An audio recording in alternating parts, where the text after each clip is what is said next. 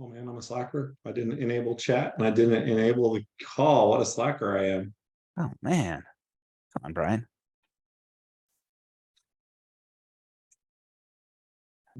Q&A up.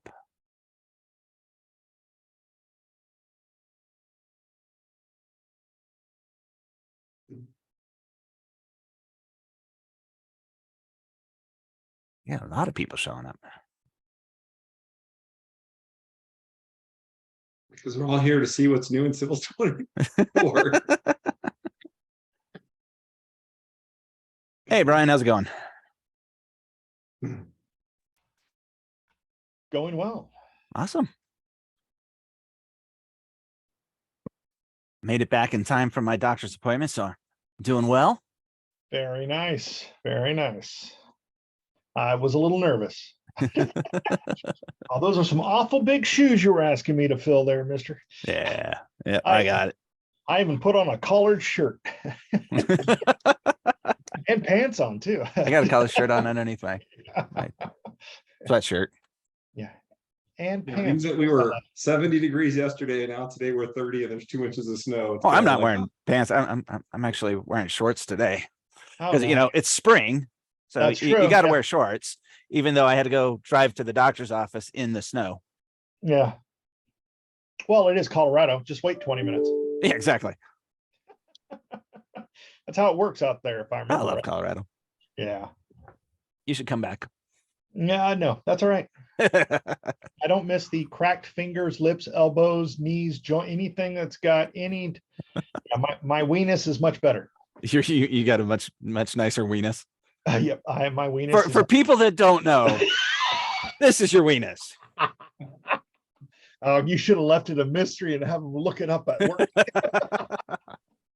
The hell is a weenus? afraid of that Google search. Venus. I'd be afraid of that Google search. Right? Exactly. Like, don't search at work. Don't do it at work. Awesome. All right. So yeah, we'll go ahead and get started. Looks like we got a good group today. So welcome everybody. My name is Brian. That guy over there is Brian. That person down there or over there, or wherever. That's also Brian. This is Civil Chat. If you've not been to Civil Chat before, welcome. We're really glad that you're here. So just what is Civil Chat? Well, Civil Chat is your chance to ask questions and have discussions and talk about anything and everything Civil 3D, InfraWorks, Storm and Sanitary, Recap, all sorts of different Autodesk products that deal with infrastructure. So if you have any questions, this is a place to get them answered. We guarantee we will have an answer. And yes, I don't know is an answer. So this is a bullshit-free zone. We're not going to pull anything over on you. If we don't know the answer, we will tell you we don't know the answer. If there's something bad about the program, we'll tell you that as well. Obviously, I think the program is a great program. It does have some flaws, but overall, it's a great program. So make sure you ask lots of questions.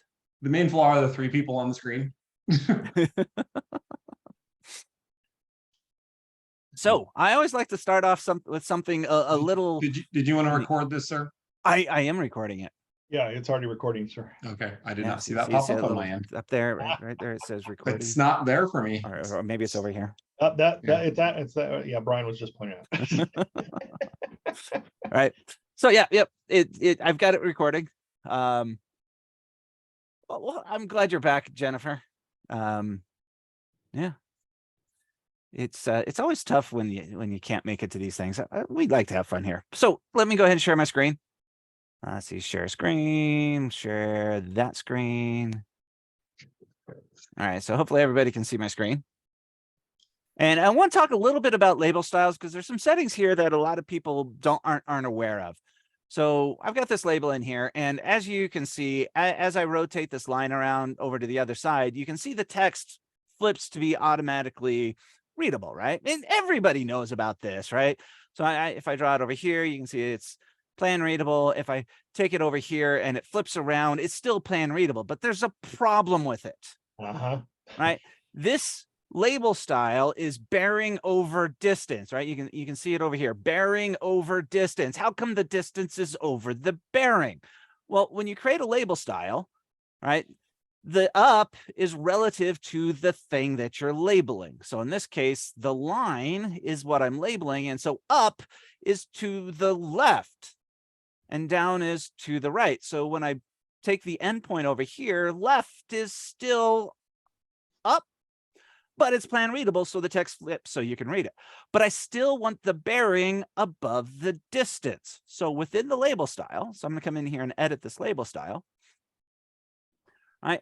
On the general tab, there's this option called forced insertion. So if I change that to top, you can see it's on top. And if I bring it over here, it's still on top. So it's forcing it to be, instead of relative to the object, it's more relative to the coordinate system. So no matter which side I take it to, it's always going to be to the top. Now, there's another thing that a lot of people don't know about labels. So what I'm going to do is I'm just going to go ahead and do something here real quick. I'm going to I'm going to add a block. All right. And this block, let's see, I'm going to anchor it to the bearing. All right. So I want this to be in the top left corner of the bearing. All right. So I'm going to anchor it to the top left. The block, it really doesn't matter. We'll just use a square inlet catch basin, right? I'll make it 1/10 of an inch. That's fine. Yeah, that's all good. All right. So I'll go ahead and hit OK here. And you can see that that is at the top left of the bearing. And when I pull this over to the other side, you can see it's at the top left of the why is it over here? Right. So when your text flips, right, to be plan readable, the anchor points don't necessarily flip with it. So another option within here on the general tab, there's this option to flip anchors with text. So, you know, the top left, top center, top right, bottom left, those 9 points. Well, when text flips to be plan readable, those anchor points are just still in the same location. So if you flip the anchors with the text, set that to true. Ooh, interesting. It's down here now. And that's because I've got the forced insertion on, I bet. See, I should have tested this out before I actually came in here. So if I turn the forced insertion off, set that to none, you can see it's in the top left. Interesting. This is interesting. Do you know how to get that up there, Brian? If I always want this to be in the top left of the bearing. No, I've just been making like 14 different label styles depending on which way the line's going. And I'm totally kidding on that. Typically, typically, I don't necessarily have a block when it comes to this type of scenario. I've never tried it with a block, but yeah, I have. Well, it's whatever you're anchoring to. So, you know, Right, you might want to anchor a line to it, cross out the, yeah, you know, anchor another text component to it, those types of things. Well, and see, and the thing is most of the time I'm doing it with when it's in a drag state, not when it's actually affixated to the line. Right. So yeah, so this was unknown to me as well. I hadn't seen that. Yep. Lisa was asking, does readability make any difference? The plan. Yes. Yeah. So that's so if I set the readability to false, you can see this all gets grayed out because it is not flipping, so there's nothing to flip with it, right? So if I apply that now, you can see it's upside down. Yeah. But it's still forced to the top. Yeah, it's just bizarre. But yeah, so if you're not doing the forced insertion top, so if I set that back to none, you can see it's in the top left of the bearing. And then when I bring this over here, come on, it's at the top left of the bearing, right? But if I don't do the flip anchors with text, it's in the top left of this text box, where if you can, you know, imagine this, you know, as we go around and we're continuing around, it's still in that same spot, right? And then when we get over here to where it actually flips, it's still in that same spot because it did not flip with the text. Right, but that whole forced insertion to the top is messing with this. So it's Sheldon something to be asked, aware of. did you check both anchors? Did I check both anchors? Not sure what you mean, Sheldon. Sorry, we had a Pirates of the Caribbean marathon, so when he said check the anchors, I'm thinking of now where's the rum, so. Well, I'm thinking, see, you can acquire 2 anchor points, and I do this with like underlining lines.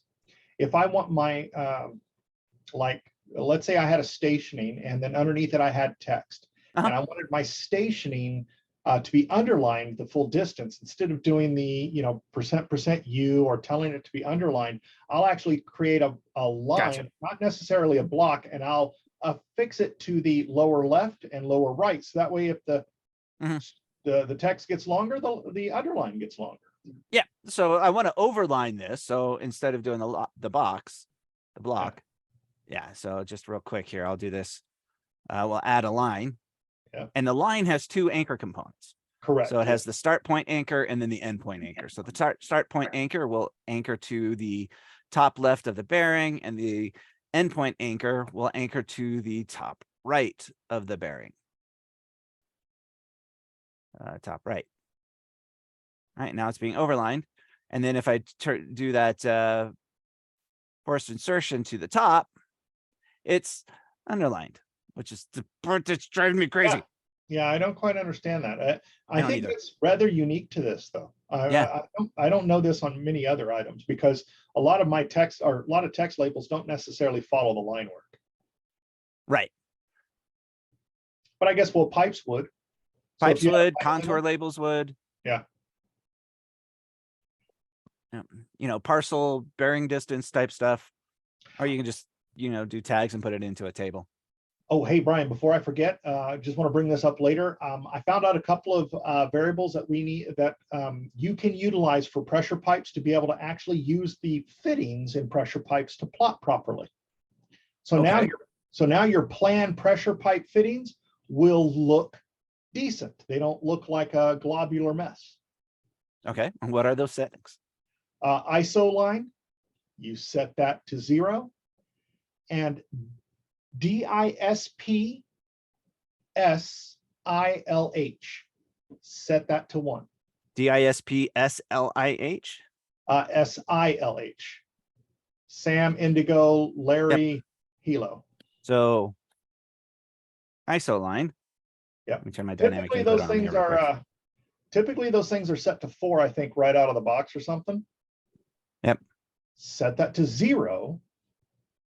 And that'll get rid of all the isometric 3-dimensional lines that appear with your fittings. And now all you get is the outline of your fitting in plan view. So you're not using blocks for your fittings in plan? Oh, no. Why would you want to do that?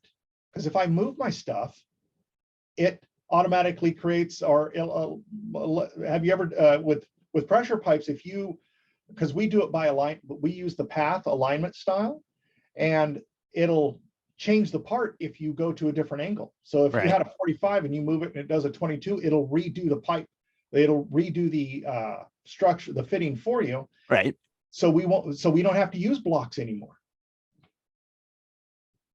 We don't have to use blocks for it. We can actually use the pressure pipe itself as our item. I found this out about 2 weeks ago from a guy from Autodesk. He's like, hey, try this. Disp sill. Yeah. The heck is that? That was useless. And Craig also said you can also set the style just to do the outline of the part.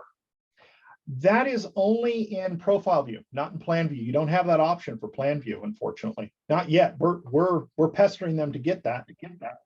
Let's take a look here. So fitting styles, standard. Come on. There we go. So see, the plan view, you don't get that. So Brian, if you click on profile view, or the profile Right. tab, yeah, you get the display as line work. Display as boundary. Yeah, excuse me, display as boundary, but you don't get that in plan. I'm like, why didn't they add that?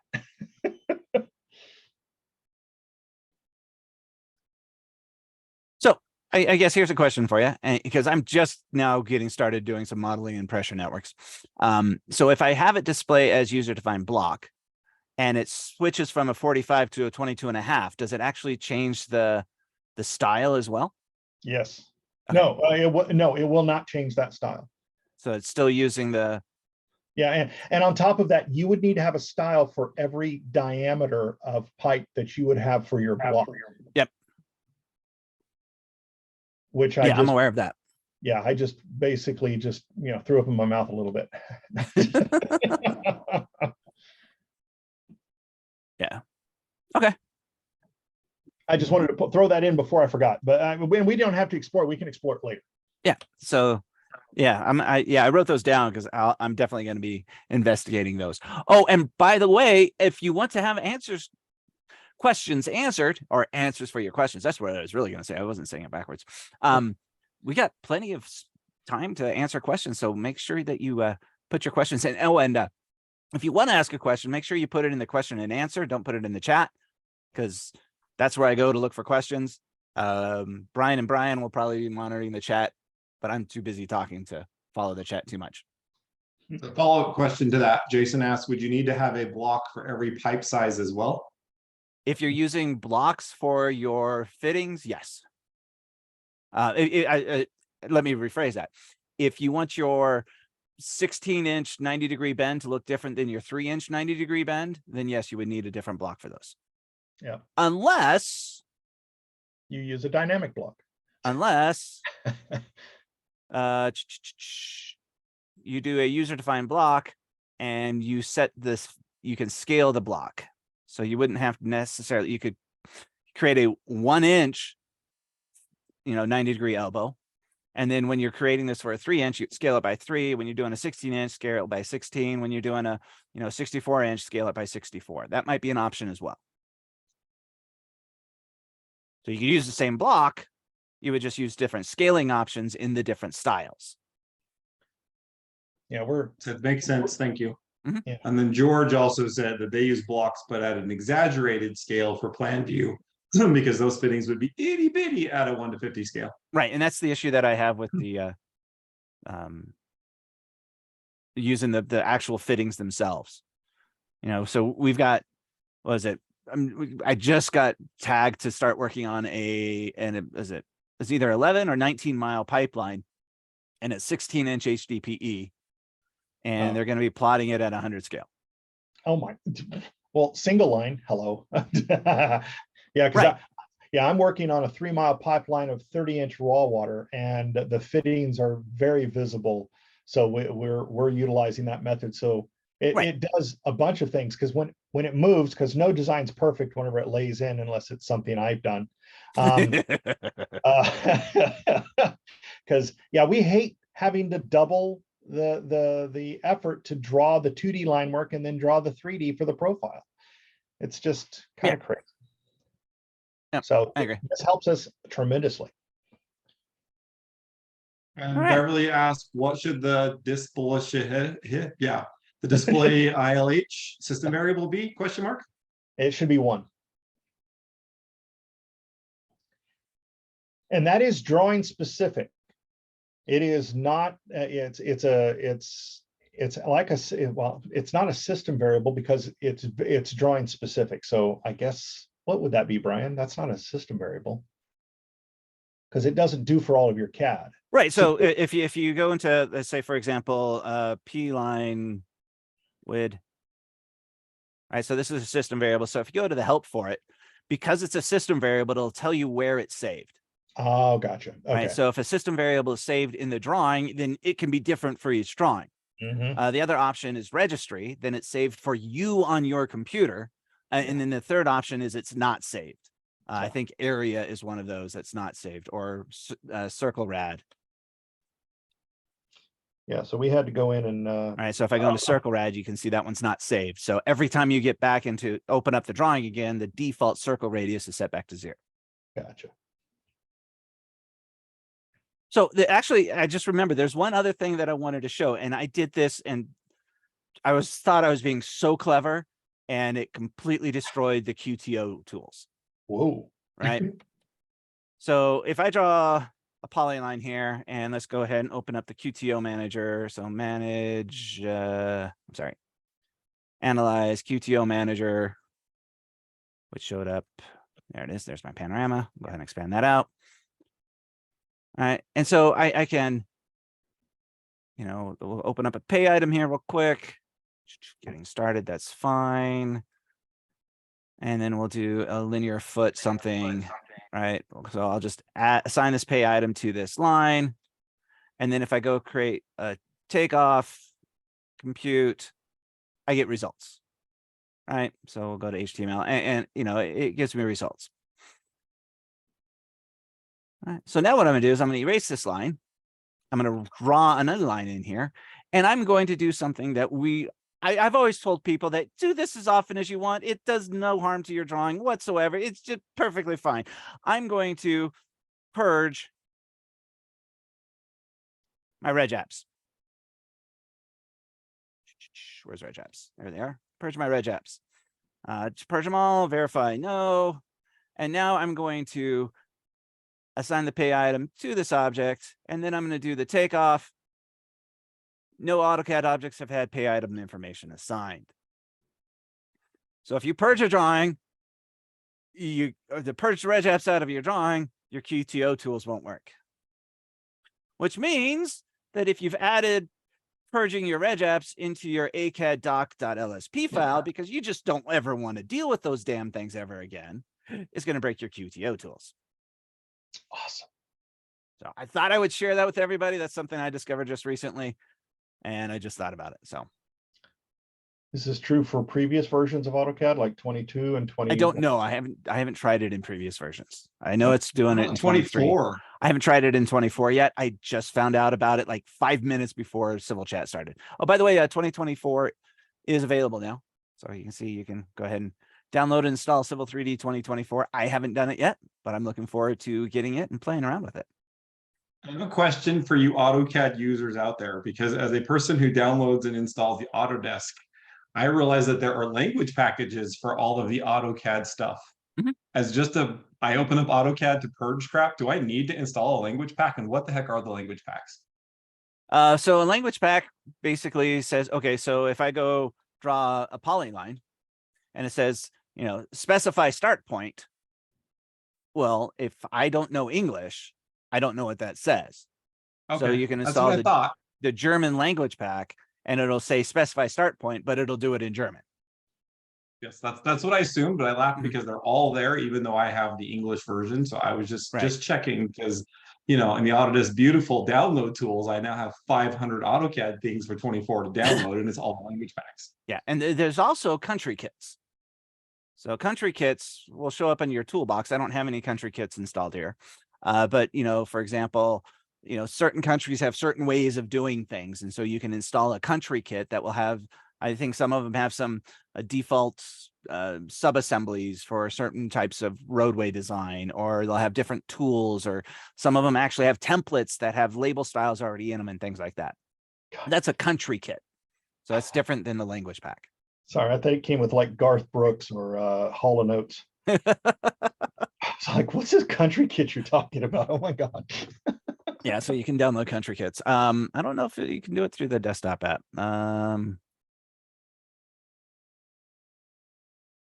Yeah, I think when you install it, there's an option for them, but I don't remember exactly. And I noticed you still have the old app. You do realize now it's called Autodesk Connect, no longer. Yeah, I just haven't done anything with that yet.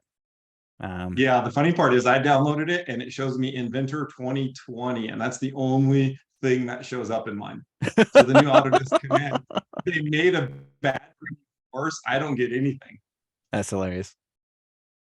But yeah. Okay, so let's go ahead and start doing some questions, shall we? Let's.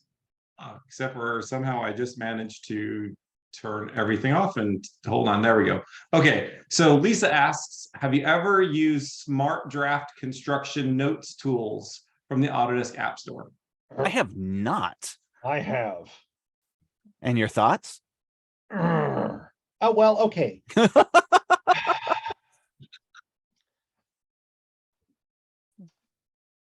Can I have like 2 minutes to vent? Sure. Well, okay, it works, and it works pretty well if you don't mind not being able to write in your own standards.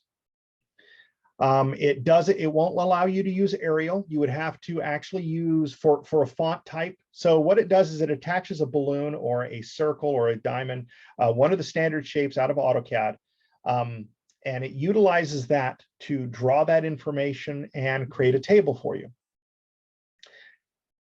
With that said, the way you can modify the text inside of the bubble is you have to append it with an SHX file. Now, if you're a person that uses Arial, you have to go and download an SHX and put it on everybody's machine that's going to have it on. Secondly, the construction notes portion is nice. You can bring it out as a text file or a comma delimited file, and you can put the notes to it, which is nice because you can put it to the project. So it's almost exactly like Revit in the fact, and I'm not going to expect everybody to understand what Revit is, but Revit calls to a separate text file that pulls the data from it, and you just add a note, a keynote or a call out note with the number that associates to the one that you want, and it will populate a table for you. If I remember right, you can buy it by itself for $125. That's what it looks like, yeah. However, there's already inside of basic AutoCAD a method to do the exact same thing. Is that the remote text? It's actually, you're using two things in combination. If you've got a block that you use for your callouts, and if you happen to go to, just go type in tables for me if you don't mind. And what you can do, let's see, is it under data link? Oh, I'm seeing the questions in front of me. What you want to do is you want to kind of create it's a data link. Mm-hmm. Yeah. So if I type table instead of tables, yep, table. Now, I can do it from a data link. No, from object data in drawing, data extraction. That's what you're going to use, because what it's going to do is it's going to take a look at that detail bubble, and you can isolate the detail bubble, and it will call to every one of those blocks, and it'll pull that data from it, and you can link it directly to an Excel spreadsheet that has your notes. And that way you can control, first off, you get to control the table better, and you get to control your blocks better because you're using your own blocks. You don't have to use the blocks that come with that. I've got a video that I did for my company. I have no qualms showing it, but it's super. When we came about from this thing, I was like, holy crap, that was absolutely awesome. But yeah, if you wanted to use that one, it's a nice little store-bought one, but you just can't modify it as much. Okay, good to know. Well, there you go, Lisa. All right. Now we got another question here. Can you explain the parent and style and child styles? I think I have a general idea, but I can't. Can you explain the relationships? Yeah, absolutely. All right. So let's see. It's typically done with label styles. I think it's only done with label styles. Let me go create. I'm going to create a brand new blank drawing here without a template. Just so I'm not dealing with drawings that have hundreds of styles already in it.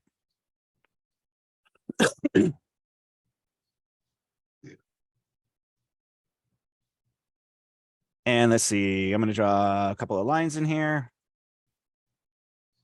And we're going to go ahead and label these lines. So under general label styles line, we can see we just have the standard. So I'm going to go ahead, wrong button. I'm going to go ahead and create a new label style. We'll call this one parent. And let's see what we got. That works. And then I'm going to right click on the parent style, and I'm going to create a new style. And this creates a child style. So I choose new, and I'm just going to call this one child. All right. So the child style is a direct copy of the parent style. And it's exactly the same as the parent style. So if I come into the child style under, let's see, layout, you can see the precision of my bearing is out to the 100th of a second. The reason it's out to the 100th of a second is because the parent is out to the 100th of a second as well. So if I go change the bearing in the parent, so I'm in my parent label style.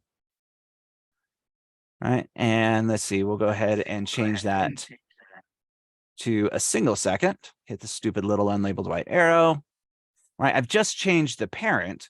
And now if I come into the child, you'll see that the child has changed as well. So the child inherits all of the properties from the parent. Now, that would just be ridiculous if they were exactly the same.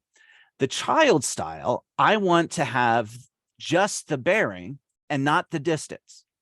But if I change the parent bearing, I want the child bearing to change as well. So if I modify a setting in the child now owns that setting. So I'm going to change the precision of the distance, right? So I'm going to come in here, instead of out to the 1,000th of a foot, I'm going to change it out to the nearest foot. I forgot to hit the stupid little unlabeled white arrow, didn't I? Come on. Yeah, I wasn't going to say anything because I do it all the time too. Hit that stupid arrow. There we go. So it's out to the nearest foot. Right? So again, if I change the parent, the child will change as well, unless the child owns that setting. So by making the change at the child level, the child now owns that setting for the precision of the distance. So if I go edit this now, I'm editing the parent, you can see the parent is still out to the 1,000th. If I change the precision of the parent now to, say, 100th, stupid arrow, you'll see the child did not change because the child owns that setting, but the child only owns that setting. So if I were to change any other setting in the parent, the child would change as well. All right. So that's it in a nutshell, but there's more to know here. So if I go into the parent style and I come over here to the summary tab, I can see all sorts of things. And if I come down to the different components, you'll notice there is a child override column, and there's also an override column. Right. So let's see. I don't know which component it was. Wasn't the direction arrow. There's the bearing. It was the component 4. So you can see the child is overriding the parent, which is the style we're looking at, for this particular setting. That's why when I changed the setting in the parent, the child didn't do it, because the child is overriding this column here. So if I go into the child now, do the same thing. So that was component 4. The child is overriding that setting, right? There are no child overrides for the child because it is at the bottom of the list. And so if I decide, hey, I want to set this back to the way it was in the parent, I've got two options. One, I can come in here into the child style and uncheck the override, right? That will cancel that. Or I can go into the parent style and cancel the child override. So if I click on that, you can see there's a little red X next to it. Now, the problem with doing it this way is it will cancel the child override for every child below it. All right. So I'm not going to do that yet. But if I had multiple child styles that all had different settings for this text content, they would all be reset to the parent. Okay. Now, this goes above just the child, above the styles. If I go into the line label style defaults, I can change. You notice I have overrides here for this stuff as well. So if I go into components, I can change things here. So for example, the text type, if something was overridden at the style, I can go into the label style defaults and cancel those child overrides here. I can go further than that. I can go into the drawing itself and edit the label style defaults. And I have those same override options here, these child override options. So for example, I want every single one of my label styles to use a different font. All right, so I can come over here into the cons, under label, text style, right? I want to use a different text style. So I can come in here and choose a different text style, make it annotative instead of standard. And now every style in my drawing that is not a child override will now be annotative. Right. So the layer is 0. So I want all of my labels to be on. Okay. So they're all in layer 0. right? But if I had other layers in here, I can change it. But you notice there are styles that are overriding it. So if I click on that, that will cancel the override and force every single component in my entire drawing to use this setting. So the parent child extends beyond just the label styles and actually goes into the feature settings and the drawing settings as well. So hopefully that helps, Michelle. Cool. We got a question from Chris on here. Oh, there was a follow-up on that. Tom said in your example, not only was the precision owned by the parent, but also the text component itself. Right. Yeah, good call. So in the child, you notice that it's the contents of the text. So every piece of contents in there is owned by the child, right? So if I go into the parent, and I go into component 4 and I say, oh, go to layout, distance, and I say, hey, I want to put the foot symbol at the end. All right. So I've got the foot symbol there now. If I go into the child, you'll notice that it does not have the foot symbol because the child owns that component, not just the precision, but the entire component. Good call, Tom. And in response to the previous question, Craig put a link up on the whole Civil 3D video link for YouTube in the chat panel. Sweet.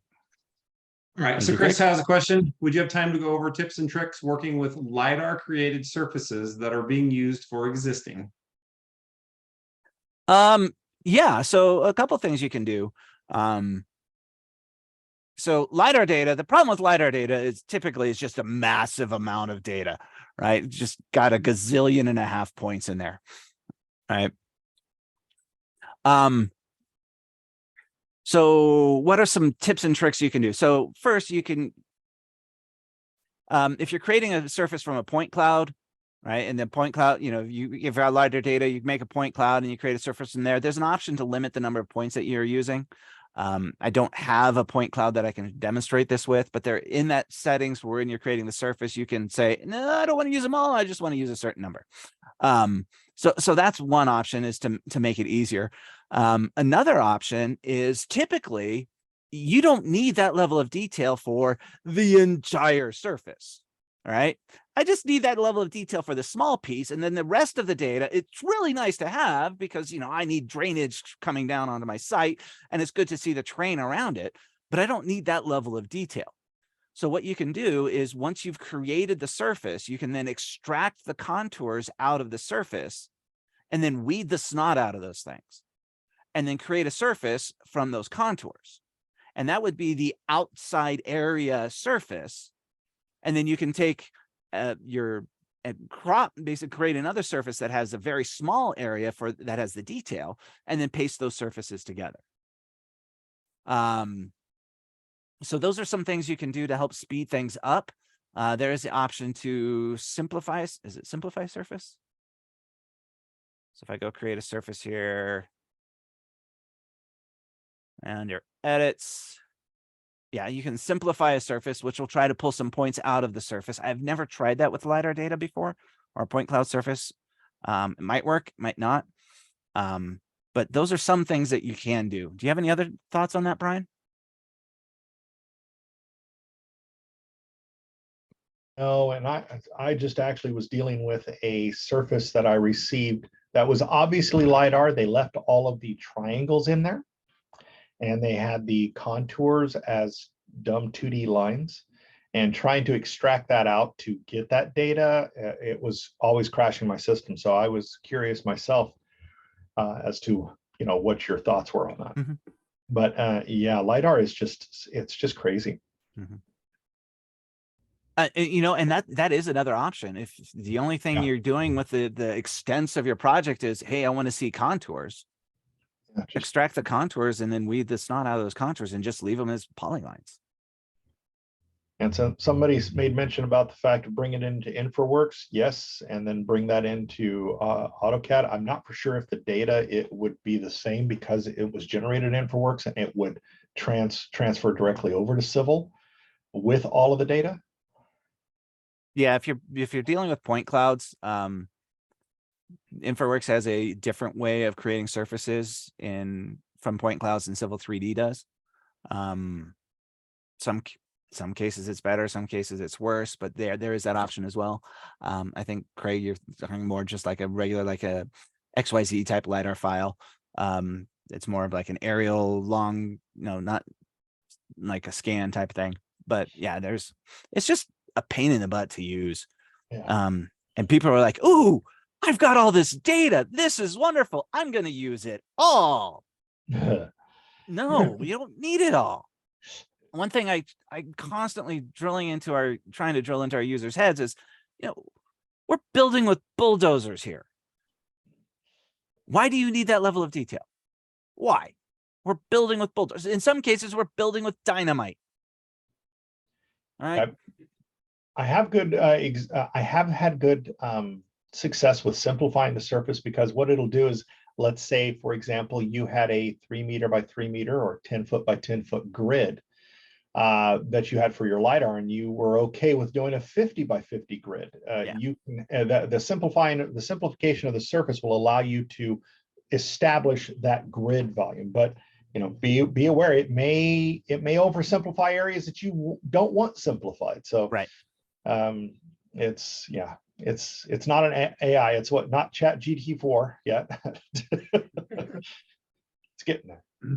And Tom says it often uses InfraWorks for the LiDAR, and then also sometimes uses the DotSoft LiDAR tools, something to look into.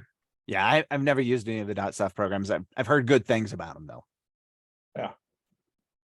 All right. So George asks, can you explain the different settings for label visibility in the 23.2 update?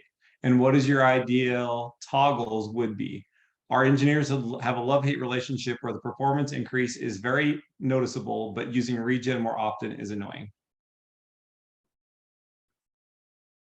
Label visibility. Yeah, I'm at a loss too. Label visibility in 2023. What version do I have? And I'm on 2023.2 as well. I'm in 23. Yeah, 2.1. Yeah. I think I remember seeing something. It was like the ability to like toggle labels on and off globally or something like that. Was that what that was, George? I think how I undertook it is that it's not going to update them all automatically. You have to use regen to get them to update in order to increase speed performance. Gotcha. That's how I read it, but I could be wrong. That could be. I remember vaguely hearing something about that, but I've not done anything. 2 symbols in your lower right. Right. Is it this stuff down here? There you go. There. Look at that. I have yet to use that. I don't know. Brian, I think when you do use it, you're gonna have a love-hate relationship with it. I'm just guessing. I think I'm just gonna love to hate it. I probably won't use it. I mean, so far we appear to be, whatever method it is based on right now, it appears to be working just fine in our group. I haven't had any complaints yet. Yeah. That's something I'll have to look into. I don't think we've run into any issues with performance with labels, at least not that I've heard of. Yes, but maybe you just don't know it could be faster because you're used to the current speed you have. Right. Yeah, Also, absolutely. Yeah. The only label performance issue that I'm aware of is contour labels with the mask contour only. Oh yeah, that's horrible. Right. So yeah, it's just so I've got contour labels on a surface and I don't want to mask the image behind the surface. I just want to mask contour label. So if you grab the contour label line, all right, so let me throw a label line in here real quick, just so people can know what I'm talking about. Oh, don't show them. Don't you know it's going to be bad. Right.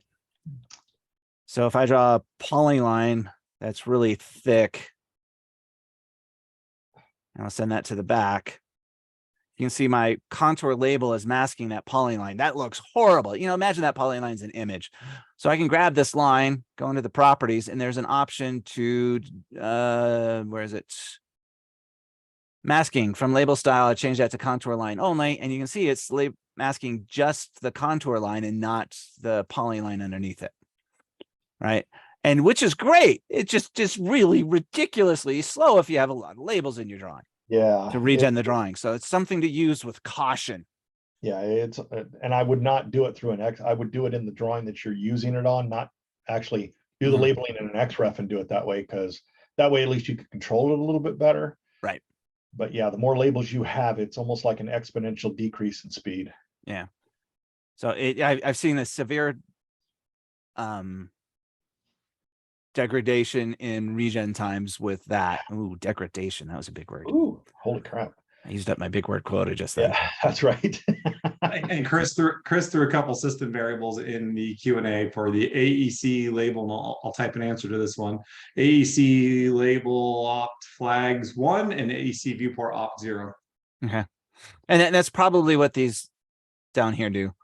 It's probably what these do here. So Cool. So the next question is from Alejandra. I need to export a partial amount of the information from a Civil 3D file to IFC. In CAD, I would normally use the WBlock command. Is there a way to customize what is exported to IFC in Civil 3D? IFCs are a file format that I've not used a whole lot of. So basically, if I come up here to, that's because we're American. all The right, rest of the world uses the crap out of them. I go export IFC. Yeah, it doesn't look like there's an option for any sort of IFC structure building. Options, objects, a roof slab. I don't want a roof slab. Stair. This must be like a throwback to the AutoCAD architecture stuff. View. I don't know. But I'm if you rolling wanted out. to limit it, does the IFC export actually get the Civil 3D objects? You know, Brian?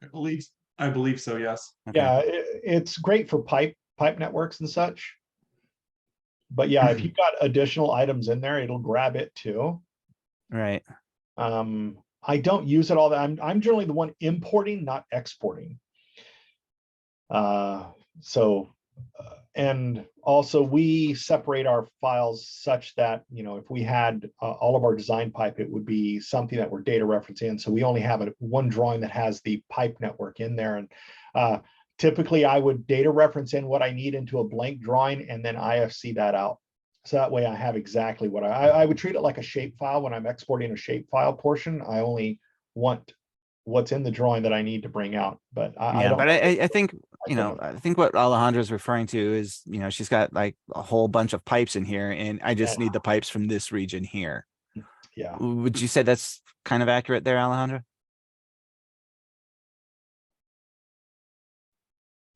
Yeah. Yes. So, how would you map trim doesn't work on Civil 3D objects, does it?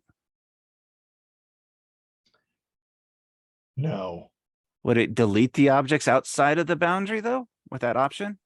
I don't know. You know, like if you had, so for example, if I had a pipe network, I could data reference it into a drawing, promote it, draw the boundary. Do I have a pipe network? Well, I'm thinking the individual's looking just for an easy way to just select the items in there selectively as to what wants to be exported. What we're recommending is generating a whole new entity or destroying the drawing by doing a map trim or something of that effect. Right. I don't foresee or know of an easy button. Sorry. Yeah. So I've got these pipes in here. Tom agreed with you, Brian. Just promote into another drawing and remove what's not needed. Right. So if I then promote this, is there a promote up here? There should be. I'm missing it. Just go into my tool space. Manage. And promote it. Yeah. Oh, you're gonna And if I draw a rectangle around here, so those are the pipes that I'm interested in, and then do a map trim. Find the boundary or select the boundary. Select objects to trim. Select automatically. Sure, why not? We want to trim outside of the boundary. And then this is the option. Objects that cannot be trimmed, will delete them. Okay. See what happens. Did you save first? Oh, yeah, exactly. That's why I said I created a new drawing and I data referenced in and I promoted. So this drawing is specific for that. If it works with the pipes. Look at that. wow. So much for the surface. Right, but I was just wanting the pipes though. Yeah. No. The surface, I can create a crop surface. That's not a big deal. Correct, yeah. And then you can set up all your IFC mapping and definitions and then export that. Yeah. So there you go. I guess the So- bonus to this is you could have a template that's set up specifically for IFC, so you could just open up the template, data reference in what you need, and then export. Right. It definitely makes it cleaner, so it doesn't accidentally grab any additional items that could be out there. And Thomas asked, would land XML help? But you could land XML that out, but I don't know if I don't think does the programs that would require an IFC can they import land XML? Yeah, that's the thing. I don't think they Got it. can. Because I know Alejandro is trying to take this into Revit. So I don't think Revit can't, you can't import a land XML with pipes and So- surfaces into No, Revit yet, which no. is So ridiculous. So one of the great new features of 2024, at least in the Revit workflow, is any file that can get placed on BIM 360 can now be XREF'd into Revit, linked into Revit. So you could literally, not even having to put that into IFC, you could put that in, export that to AutoCAD, put that up on BIM 360 if you're in Revit 24, and then you can live link that from BIM 360. And if you guys replaced it, it would see the new version in BIM 360. Nice. Would you see it as 2D line work or as 3D objects? And as long as you had it as a 3D element. Well, So so you- that's the question. So these are 2D representations of a 3D object. Right, so don't you have to If I export take these AutoCAD to get into- that to see 3D? And so if I take them into a 3D view, you can see they look like, well, here I can do that with the whole drawing, right? So they're 2D representations, but as soon as I'm done with the Yeah. 2D representation, it pulls them on from the 3D. I'm pretty sure BIM 360 will see it as 3D. Okay. And then the nice part about that as well is any property definition you have on that, BIM 360 does still see that information. So that's one of my great new features that I'm excited about in 24 for Revit, is the fact that we can now, so there's like 60 file formats we can put into the Autodesk Construction Cloud, the Docs platform, and now we can link any of those 60 formats into Revit. Nice. Yeah, they're starting to Cool. make So we pretty got- good leaps and bounds on that. And we're We got definitely 7 minutes left and 3 questions, so. All right, let's do it. Can you explain the UCS command, benefits, uses, etc.? Yeah, so this down here is your UCS icon. So UCS is user coordinate system. So if you're working in Civil 3D, just leave it set to world, damn it. Right? So UCS is the command, right? You can relocate your UCS, say, I want to put it right there. And then I want that to go like that and that to go like that. And so that is now your coordinate system. So that's where your 0, 0 is, and your X and your Y and your Z are now in different orientations relative to what it originally was. So what do I use the UCS for? I use the UCS, so I'm going to set it back to world to make sure that my UCS is set to world. So you can see that little square in the bottom left of the UCS icon. That means that my UCS is set to the world coordinate system, right? So that's the way it's hard coded into the program. And then I can create my own user one to do other things. I guess the only time I ever have needs to change the UCS is if I'm doing 3D modeling. So for example, if I draw a wedge, all right, pull that off into 3D view. And I need to draw a circle on this face of the wedge, right? So if I just draw a circle here, right, you can see it's not on the face of the wedge. It just drew it someplace, right? But I need this to be on the face of the wedge so I can turn on my dynamic UCS. Which icon is that? This one here, right? So this is my dynamic UCS. So now when I draw a circle, as I mouse over this plane, you can see my my crosshairs are now oriented to that plane. And so now when I draw a circle, it's actually on the plane of the circle. So that's the only real time that I would ever change the UCS is if I need to draw something in a different orientation. But if you're working in Civil 3D, you're really working in a 2D environment. So just leave it set to world, and that's the way it should be. All right. I've seen people change UCS to get text oriented correctly for a plan view. You can do that, but so if you temporarily change your UCS to something else to do whatever it is you need to do, always change it back to world, especially if you're working in Civil 3D. Just do it, please. Yeah, utilizing Tom suggests, twist is probably the best. Tom suggested you can create a custom UCS for those Revit users who aren't using the coordinate system. So put it where the Revit 00 is, switch to that UCS before you link in the architect's drawing, and you don't have to deal with it. That's actually really good to know. All my clients use it, but. And then John said UCS rocks on transportation utility sheets. Save one UCS for each layout and always label or hatch horizontally. Yeah. Yeah, and that's when, like, if you're following an alignment or a pipeline or something like that, we'll utilize DView twist so that way you can twist the UCS, but it creates a UCS by view instead of rotating your UCS. Right. And then that way your labeling and things will show up properly, and your dimensions will be readable, not upside down. So yeah, I completely. So I just did a DView twist on here, and so I can do a UCS around the Z-axis orientation will be what, minus 45? No, actually, what if you wanted to go back to where you're at and just type in UCS and V for view. Oh, cool. Yeah, and that'll get you to where you're at. UCS world. And type UCS V for view. Yep. Hey, look at that. I learned something new today. Sweet. That's so the nice thing about setting the UCS is when you're drawing text, now it's oriented to the view. Yep. Right. Does snap angle deal with that as well? So if I set my UCS back to world and I do a snap ang of minus 45, I can never remember this one. Yep.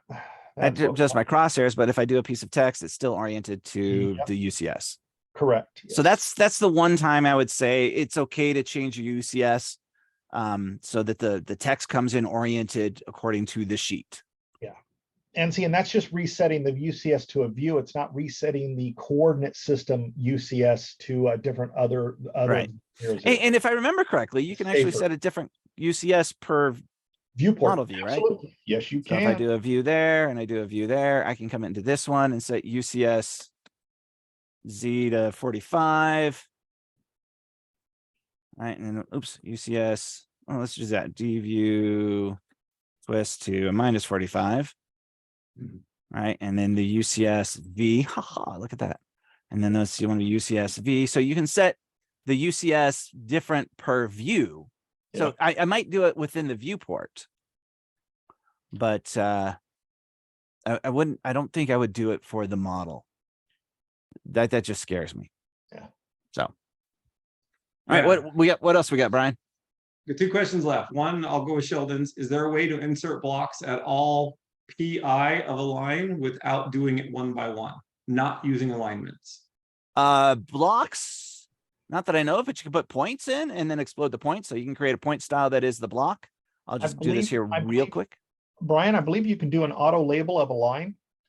And with the auto labeling tool, you can actually tell it to put, you can assign a style such that you have a block at every PI and it'll automatically drop it on it for you.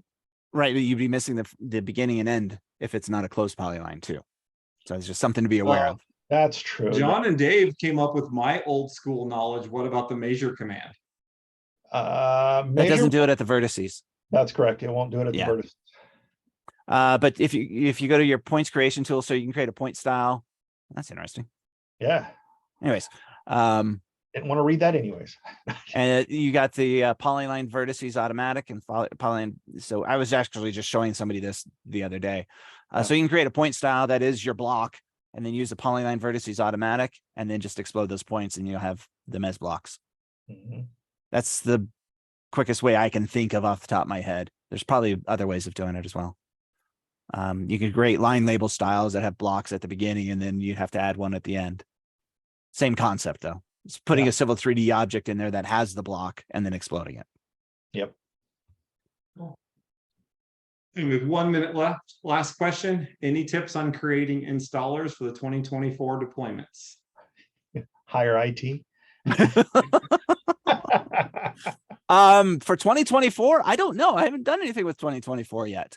Oh gosh, it depends upon your setup and your company and all sorts of different variables. If I Very have any open-ended generic question. tips and tricks. The create deployment tool that Autodesk has on the manage.autodesk.com seems to work pretty well for us. I haven't had any issues with it. That allow you to, so for example, if you have the collection, allow you to pick and choose which programs you want to install. All of this kind of boils down to, does all the users have admin privileges on their systems? Within our company, nobody has admin privileges, so they can't install programs without IT. Right. Yeah, it's the same here. So IT actually has to do the installment. Yeah. I create the deployment. I pass the deployment off to IT, and they use their Kaspersky or whatever it is to push it out to all the computers. Mhm. Kaspersky? It's a good word. I'll try using it, even though I don't know what it means. It's the name of the Hey. software.